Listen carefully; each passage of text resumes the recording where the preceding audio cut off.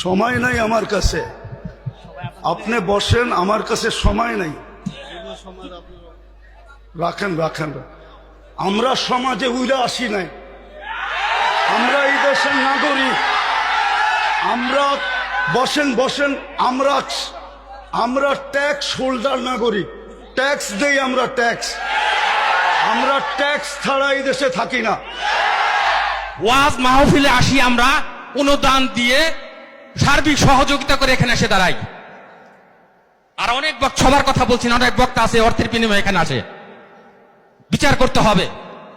একজন সমাজবাসী, সমাজপতি, সমাজের যে কমিটি, সে যতটুকু এই সমাজের কল্যাণের কাজ করতে পারবে, একজন ইমাম কিন্তু পারে না। সে তো ইমামের দায়িত্ব নিয়ে বসে আছে।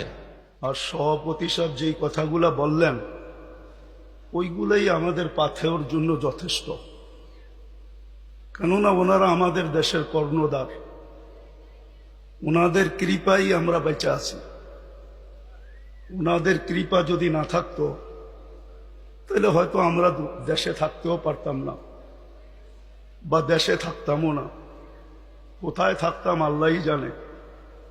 বিদায় আমি কথা লম্বা করতে চাইতেছি না, আমিও আপনাদের কাছ থেকে বিদায় নিতেছি। আমার পরে যেই বক্তা উনি আসবেন, আমি আপনাদের কাছে অনুরোধ রাখব যে আপনারা ওনার কথা শুনবেন এবং দোয়া পর্যন্ত বসবেন, তারপরে এটাকে পরিসমাপ্তি ঘটাবেন।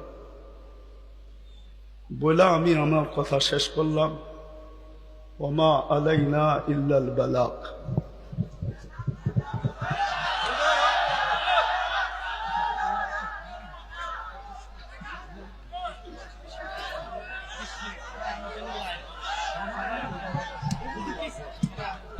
সময় নাই আমার কাছে, আপনি বসেন, আমার কাছে সময় নাই।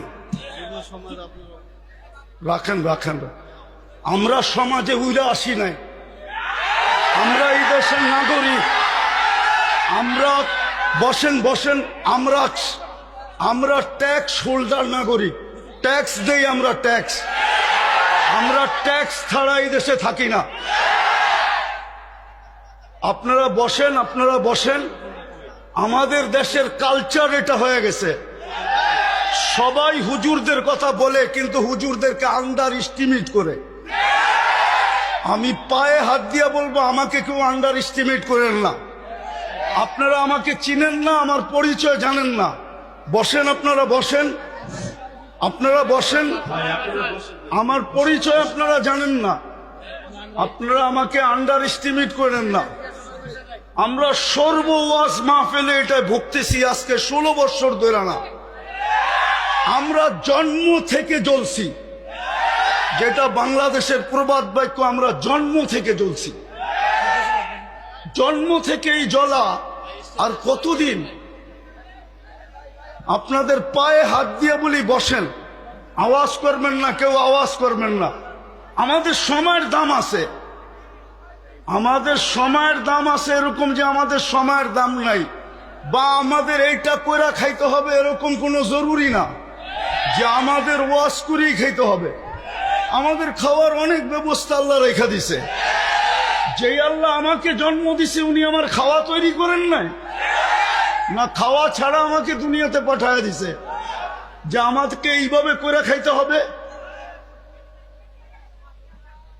আপনাদের পায়ে হাত দিয়া বলি, আওয়াজ করবেন না।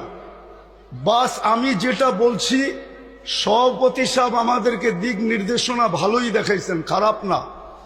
কিন্তু আমি আপনাদেরকে বলতেছি, আমার হাতে সময় নেই, আমার আরেকটা প্রোগ্রামে যেতে হবে। আমার এখানে লেখা আছে 9টা। দেখেন যদি লেখা না থাকে। এখন বাজে কয়টা বলেন তো আপনারা? হ্যাঁ, আপনারা আপনাদের লেখার উপরে আন্তরিক না? আন্তরিক না? আপনারা তো আন্তরিক না। আপনারা আমাকে 9টার সময় দিতে পারেন নাই। আপনারা এখন বাজতে শেষ 35 মিনিট আপনারা আমার লস করছেন। বিদা আমি আপনাদেরকে সময় দিব কোত্থেকে? আমার তো ছিল 9টার থেকে আমি 10টা দিব আপনাদেরকে, 1 ঘন্টা। আমার মিশনই তো এই যুবকদেরকে নিয়ে খেলা। আমি তো যুবকদেরকে নিয়েই খেলি। যুবকদেরকে তো আমরাই তৈরি করছি। আমি যদিও দেশের স্বাধীনতা দেখি নাই, আমি দেখবো কোত্থেকা? ওই 4 তারিখের রাত্রে তো আমি ইংল্যান্ড থেকে কানাডায় যেতেছিলাম, আমি তো জমিনেই ছিলাম না, 39,000 ফিট উপরে ছিলাম। নামার পরে আমি শুনছি দেশ স্বাধীন হয়ে গেছে। ওই দিন থেকে আমার দিলে জন্ম নিছে। আর আমি জানি আমার দেশের যুবক নিয়ে কোথায় রিচার্জ চলতেছে। আমার দেশের কয়জন বলতে পারবে এটা আমি জানি না, কিন্তু আমি জানি আমার দেশের যুবকদেরকে নিয়ে কোথায় রিচার্জ চলতেছে, কোন কোন দেশে বাংলাদেশের যুবক নিয়ে রিচার্জ চলতেছে। যে একটা দিন ছিল স্বপ্নে ভাবতে পারতো না। স্বপ্নে যদি কেউ কাজ করা ভাবতো যে উনি স্বপ্নে ভাবতেছে ঘুমের ভিতরে যে কাজ করা ফেলবে, তো উঠা দেখছে হ্যান্ডকাপ নিয়ে দাঁড়ায় আছে। যদি জিজ্ঞাসা করে হ্যান্ডকাপ, বলে তুমি তো স্বপ্নে দেখতেছিলে না সরকার কাজ করবা, আমরা টেকনোলজির মাধ্যমে জেনে ফেলছি, বিদায় তোমার হাতে হাত করি পড়াইতে চলে আসছি। আমার দেশের যুবকরা স্বাধীনতা আইনা দিছে। যুবকরা যদি না দাঁড়াইতো আরো 50 বছরের ভিতরও কারো স্বাধীনতা আনার ক্ষমতা ছিল না।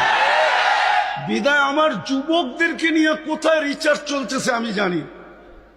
আমি জানি পেন্টাগনের কোন কামরায় রিচার্জ চলতেছে। পেন্টাগন চিনো তোমরা? হ্যাঁ, পেন্টাগন তো চিনো না, ঠিক না?